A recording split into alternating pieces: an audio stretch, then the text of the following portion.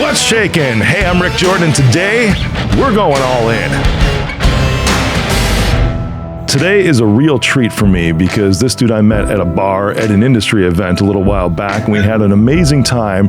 Turns out that he has built a company just like mine that just went public a bit ago, and he sold it. And he's also been the co-founder of 3 SaaS companies. And he just wrote a book, which is so true, called Emotional Side of Selling a Small Business. And if you're starting out in any type of business, you never really think about the exit at first, but it's something to keep in mind. And we're going to talk about that today because Jameson West, welcome to the show, my man. Hey, thanks for having me, Rick. Appreciate it. Dude, I'm excited for our conversation because as I alluded to just a little bit ago, when I started my MSP, which was 11 years ago now at this point, I never really had like an exit in mind. And now when I'm starting to talk with a lot of potential acquisitions, because we're the first MSP ever that's gone public and we're acquiring all these, and every acquisition that I have a conversation with, there's always emotions that are brought into it, man. Always. Yeah, absolutely. Absolutely. And now it's like my intro calls are never really about, even though they send the financials over and that's in our standard document request, the first call is never about that for me now. It's always about what's your reasoning behind this? Where are you at? Tell me your life story. Well, and you wrote a book about this too, which is amazing, dude. Tell me about this.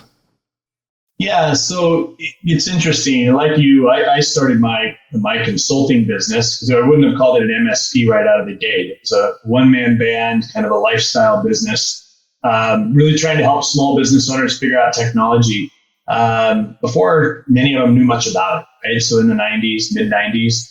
It was a minute ago, and it grew and became a support company and eventually a managed services company by the mid 2000s, and started to scale. I started to see like, wow, okay, this is no longer about just me consulting and helping a few business owners. We're really able to do something different. As we grew, I saw an opportunity and just really started in 2008, but 2010 is when it really came to me pretty heavily that I could grow much faster through acquisitions. So My first foray in this world was really doing 4 acquisitions over 22 months, all in the Seattle market, which is where my MSP was. And we went from about 8 or 9 folks to 40 folks fairly quickly. And that was great. We really were able to scale up and do some nice things. My first acquisition was great. The second one was okay. The last one was really bad. So I call it the good, the bad, and the ugly. But I learned a lot in that process. And I had a lot of help, a lot of peers. I was in a peer group called HTG back in those days. Now it's called Evolve, got acquired by ConnectWise. But I was very, very focused on what does it look like to build an MSP and break through that glass ceiling that like E-Myth talks about, like 10 people, it's a really it's a difficult thing to do. And ultimately we recovered from that last acquisition that almost broke us. And I realized that we'd kind of gotten to the point where my passion was more in the consulting side or building side. And it had become a more operationally mature operational service company. Not that I'd lost my passion for helping, but I'd been doing it for 21 years and I was ready to look for a change and to mitigate my risk of losing it because I'd almost lost it through that last acquisition. And so I ended up selling and ultimately I found a great buyer. I talked to multiple potential buyers, but I found a great buyer. I sold in 2016. And what I realized is some of what I witnessed as an acquiring person from the buyers, kind of like you were mentioning about from the sellers, some of what I was witnessing them going through as they were thinking through the process, combined with all of the challenges I went through when I did my sale, the process I had to go through. I was like, wow, there was a lot of prep work out there, a lot of books I could have read about valuation, finance, legal, due diligence, but there wasn't a book out there talking about, hey, you're going to feel like the baby you raised is part of your identity, that you're selling it, and you're going to be making different decisions in your business. Who can you tell about it before you sign on the dotted line? All these challenges that what if there's some legal issue that stops it right in the 24th hour? All these things that were potential challenges for me that I was not well prepared for, and I didn't really see a resource out there. So that's when I decided to write a book. That's awesome, man. I'm excited because I've already ordered mine, and there's a reason, because I just had another person on the show who wrote a book too. I have a lot of authors on, and they're like, did you read the book? I'm like, no, and that's intentional, because otherwise I tend to be a little bit more commandeering in my conversation and I might just talk more than you, which is not what I want, because I want to spotlight you. But I'm excited to read it because it'll help me dive into the psyche of everybody personally that I'm acquiring, because I don't do that from a position of, I want to be able to go through the process easier. I want to understand really where they're coming from so that it can be a fair scenario. So that we can really meet, because it would really bum me out, dude, coming from the position of a buyer, and you've been in this position too when you've acquired. It would really bum me out if we went through sale close, no problems, and that individual didn't really achieve what they wanted to achieve out of that. That's not what I'm in this for. I'm in this for a win-win, and even more of a win on the seller side than I am for me. Yeah, it's interesting. And the challenge is that a lot of folks are going through this and selling. They're coming to grips with the fact that there's probably companies you're acquiring that have owners that have maybe done this for a very long time. Our industry is pretty fraught with people who've been doing this for 20 or maybe even 30 years. Like I own mine for 21 years. They may believe it's more valuable than it is, but it's always good to check and know. And is it enough to retire? So there's all these kind of things, these realizations that they go through in the process, and they need to be very, very careful to be super clear around what's the outcome that they need to be happy with the situation when it's all done, and not put themselves through a negative paces. So no, it's great that you're thinking in that way. It's necessary to find the right buyer, right? For sure. But from a selling perspective, finding the right buyer was really important. I had to find one with integrity. And I was fortunate because I really wanted to make sure that the folks I was selling to were going to, live up to their word with me, do the best they could. I mean, you can't promise your employees are going to stay, but do the best for the ones that were the right fit and take care of the clients and all that good stuff. So that was really critical. Yeah. You mentioned one thing in what you were just saying, that where the buyer the seller always feels that they're worth more. You said it in not so many words. It was typically speaking, there's a lot of emotion that drives that too. Do you touch on that in your book? Yeah, absolutely. I mean, I think that so a couple of things come to mind. First of all, a seller thinks that working really, really, really hard drives value in the business. But what drives value in the business is revenue and EBITDA and process and maturity and client contracts. And if they're having to work 100 hours a week, that actually devalues the business. And it's something that I coach my clients is like, how do you make a sustainable, scalable business that does, if you're requiring you to do 3 jobs, then an acquiring party is going to have to hire 3 people to do your job. Yeah, right? Yeah. Like you've got to kind of get to that. You've got to create some operational maturity and have some intent there. So I think one thing is that people mistake hard work for value, and it's not. The second thing is I think that a lot of, I find that a lot of sellers really believe that they can look at a couple statistics and say, this is what my business is worth, but value's in the eye of the beholder, right? I can't determine what somebody's going to pay. I can't say, Rick, buy this coffee cup for $50. You're like, I'll give you $5. Yeah. And I'm like, it's worth 50. You're like, what's worth 5? So guess what it's worth? It's worth 5 because that's all that you're going to pay for it, right? Yeah, you got it. I don't get to tell you what it's worth. You get to tell me what it's worth. So there's some emotion and psychology behind that. And it means that you've got to really be super clear around, what your expectations are, what you're willing to accept. And be super clear about that before you enter a negotiation or have these conversations. Yeah, right on. What's a good way to navigate that? And I'm actually going to use a story here because I'm curious. I know how I am navigating this one right now, but in an example, because you mentioned that gap, and I see this a lot in our industry too. because with MSP specifically, it's really cool that you have both sides of the coin, where you've been in MSP and you've been in SaaS, right? Yeah. And at one point in time, valuations, or what an MSP is worth, was looked at very similarly to SaaS before, and those types of multiples. And multiples are way higher for SaaS than they are for MSPs. And yeah, I've seen this to where it's like that ideology still exists in the mind of some of the sellers. So I've looked at one the other day, and it was like $2 million in revenue, right? And it was like, cool. So if I'm looking at your EBITDA, if I'm looking at your seller discretionary earnings, you're worth about 1x your revenue, which is fine, which that was like maybe between 4 and 5x the EBITDA of the MSP, which was perfect. That's where you typically see where these things are at these days. And he's like, yeah, no problem. He's like, you know what, but I need 4. I was like, well, time out. 4x revenue? Yeah, exactly. Yeah, right on. And to your point with the coffee cup, I'm like, dude, how do we bridge that gap? He's like, well, I've been talking to private equity companies. And I was like, oh, okay. Because what's your experience there, with those kind of, because I'm sure you had these being a seller too, right?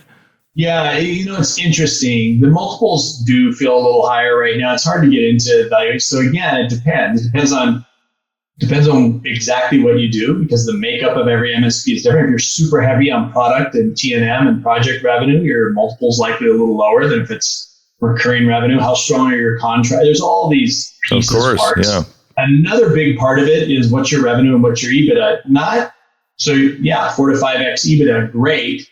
But that's been kind of 3 to 5 has been there for a long time. That number goes up as the revenue and the EBITDA percentage go higher. So if you can run a more profitable company, and if you can run it on more revenue, that multiple gets higher, right? So private equity companies are not looking at $2 million revenue MSPs. Yeah, most of them have to have a $5 million revenue minimum. Private equity, and then you kind of become a platform company at 10 or 20 million, and then your multiple goes up even higher. But it's usually based on multiple of EBITDA, not revenue. So it's been really, really interesting.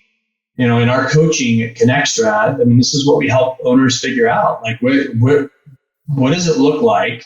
Everybody's going to exit their business, right? One way or another, at some point. Like, how do we get really intentional about what that needs to look like for you?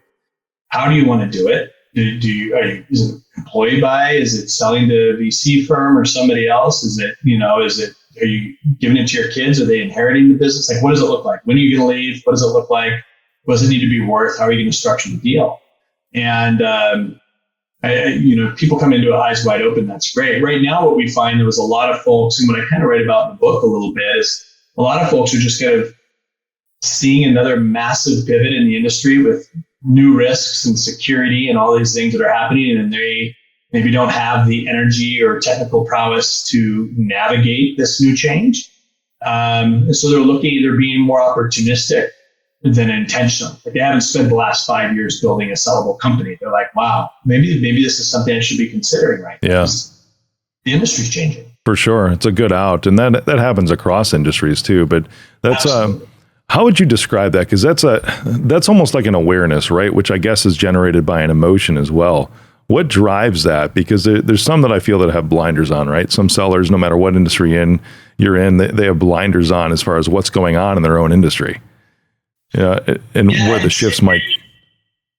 Yeah, it's just weird. So you're talking about like the kind of shift in model and what's happening right now. I feel like, so if I go back into I started my business, like I said, early 90s, and mid 90s. First big shift for me was, I didn't start as an MSP. It was more consulting and time and materials, right? And then our first big shift was like creating a recurring revenue model for our managed services, which happened in mid 2000s for us.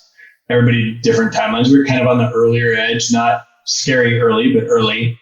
And then the next big pivot for us was, we don't need servers and workstations anymore. It's all cloud services. So for us, we were way earlier on that than most, because a lot of MSPs still aren't there. But we did that in, call it, the mid-teens, 2013, 14, 15. We were really in the midst of that cloud services pivot. Now it's security. So it's just, for me, I was very, very in tune with managed services and cloud services. I was aggressively ahead of the curve doing my, and That's awesome. and it created a lot of value in the business. Yeah. If I were in the MSP services business today, I would, if I had the right revenue and EBITDA and I'd planned well, personally, it's just me personally, not saying for any other MSP owner, I'm not as adept or well versed in what's happening in the security and threat landscape as a lot of folks out there that come from a more technical background. So risks feel higher to me. Clients have had their insurance rates triple this year. Like my MSP clients it's cybersecurity is a thing, right? Yeah. So it's been interesting for me. That would have been a trigger for me to potentially look at mitigating the risk of this business. Yeah. And others, it's not mitigating risk. It's a massive opportunity because they're well versed in it and excited about tackling the problem. So it all depends on your skill set and confidence. For sure. It is very similar from what I can see when there was the big on-premise to cloud shift a while back, and there was a lot in our industry that were very hesitant, to move to something that was cloud-based. And it wasn't, the deep-rooted fear, man, wasn't that the cloud was not safe. The deep-rooted fear was just the fact that the industry was changing. Yeah. How do you deliver? I mean, for a lot of folks, like something as simple as their pricing model. I'm charging clients per server. Yeah. Now there are no servers and they're moving to the cloud. And it's like, I don't know how to price that. I don't know how to deliver value. We used to show up at somebody's site with screwdrivers and wrenches. And now all of a sudden, we're selling Office 365 and telling them, I don't know, I'll put it in a ticket with Microsoft. Like, where's the value in that? Yeah. So the mentality or the shift towards what are you delivering was a big pivot for a lot of folks who weren't already delivering some higher consultative value, because that sticks no matter what. Yeah, no doubt. People really moved towards just the support system, and a lot of those needs have changed significantly. For sure, man, for sure. When you went to sell back in 2016, or you probably decided before then, but actually that's a good place to start. How long were you thinking about your exit before you actually did? So I had started, I had started to think about building something I could sell in probably 2008. Like, how could I build something that's sellable? And I hadn't made significant progress towards it. Those acquisitions were definitely, which was 2010 to 2012, those were definitely engineered to create revenue and EBITDA that would support a more interesting profile to a potential acquirer. And I believe that most of the decisions that we make to increase the value of our organization are the right decisions for the business. Not all of them every day, but most of them, right? Like you could also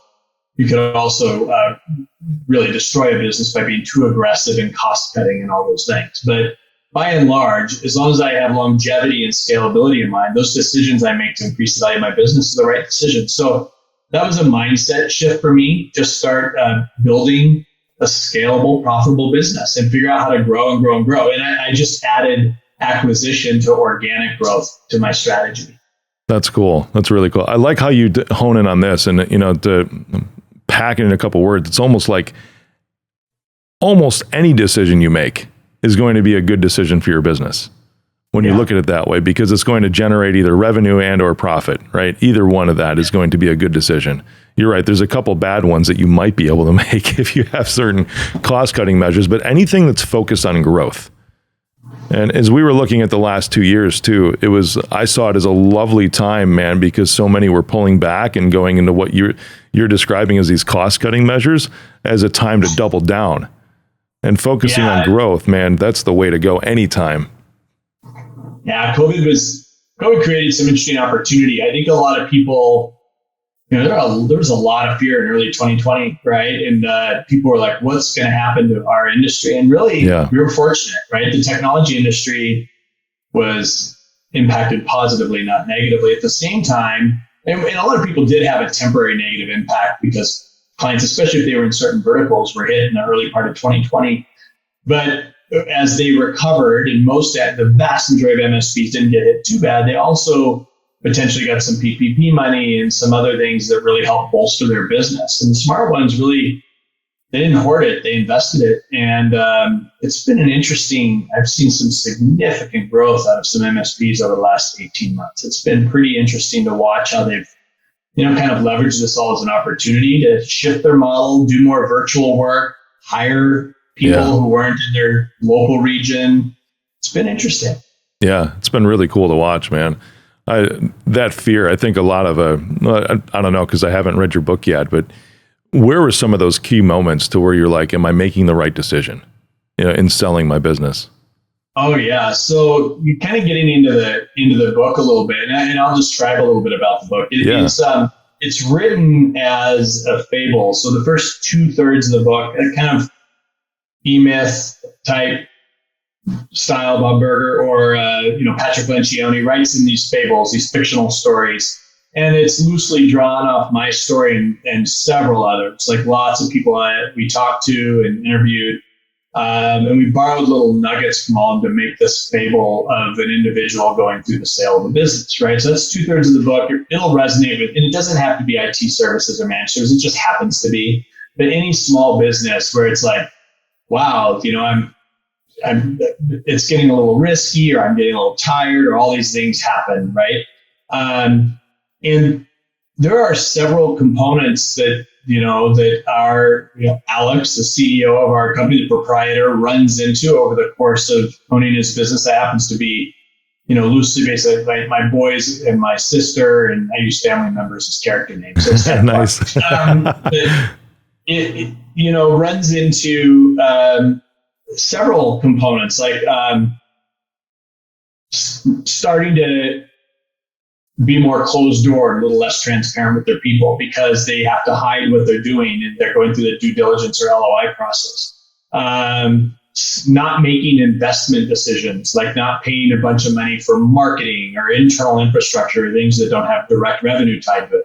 Because ultimately, if a sale goes through, that's just money out of the owner's pocket that the buyer may not even care about. But when the owner's always been super transparent and ready to invest in those things and just stops without telling anybody why,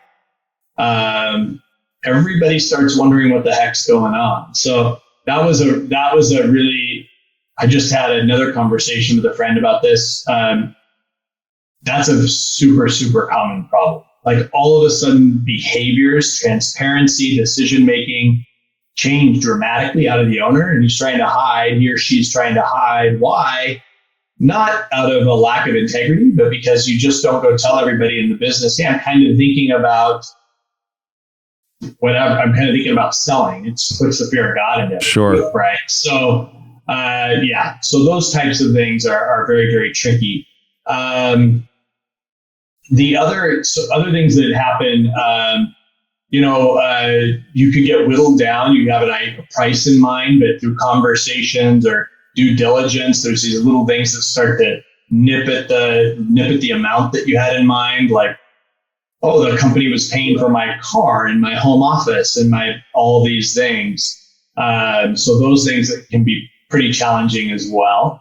So it becomes quite interesting. We're trying to figure out like how do we like mitigate all of these potential issues. Another one that came up for me was in the 24th hour, there was something kind of buried in the legalese of the agreement that there was a possibility my guaranteed payments, because I had multiple components to my exit, could actually go down if we didn't meet certain thresholds. But I wasn't going to be in the business and had no control. Wow. Okay. That scared the bejesus out of me. Yeah. Right. So those types of things became very, very problematic. Kind of like an earnout that you have zero influence over.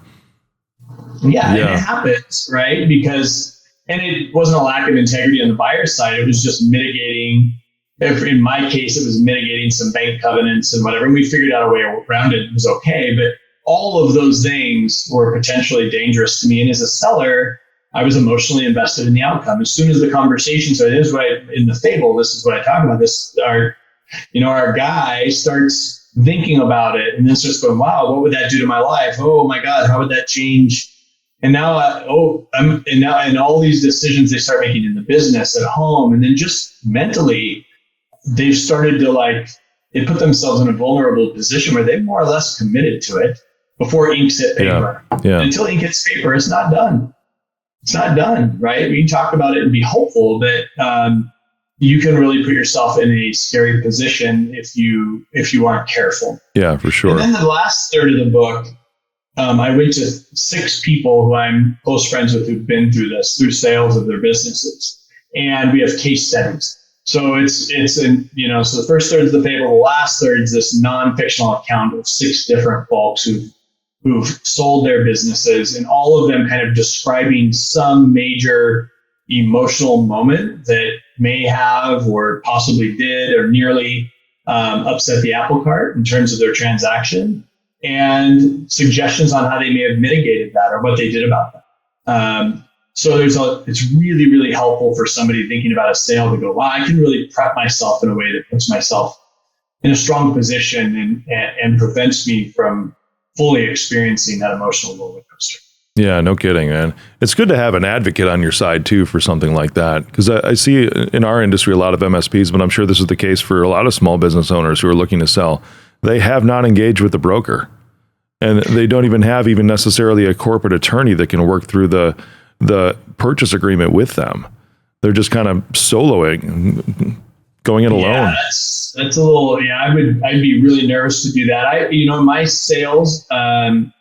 In my acquisitions, I used a broker. In my sale, the same broker I used in my acquisitions was on the other side of the table. So I worked with the same broker through all 5 transactions. It just one time I was on the other side of the table because they were only buy side.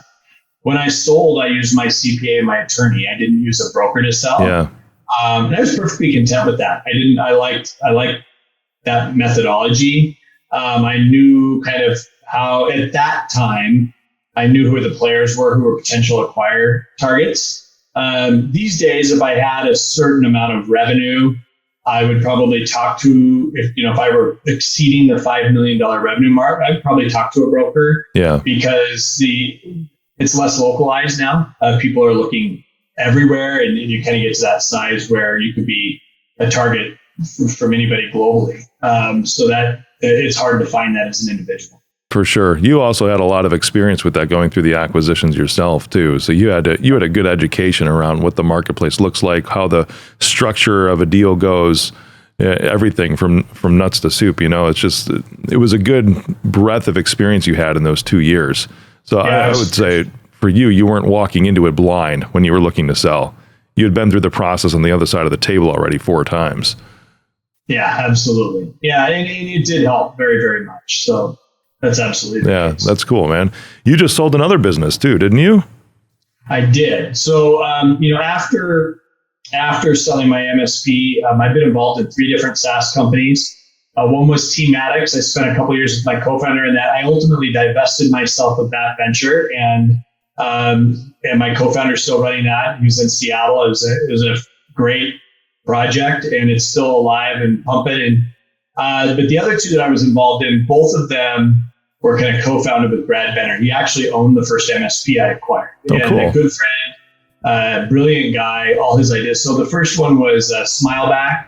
There were a series of mini projects after I acquired his MSP, and ultimately the one that stuck was a customer satisfaction survey type platform and reporting platform, which was rebranded as Smileback about 7 years ago. Wonderful growth, great time building that company. I was a fractional CEO. I was kind of the only person in the United States. Our team was principally out of Berlin. And ultimately, it was just the right time. We had a great team assembled. The guy who was running it was, Brad wasn't principally operating it in Berlin anymore.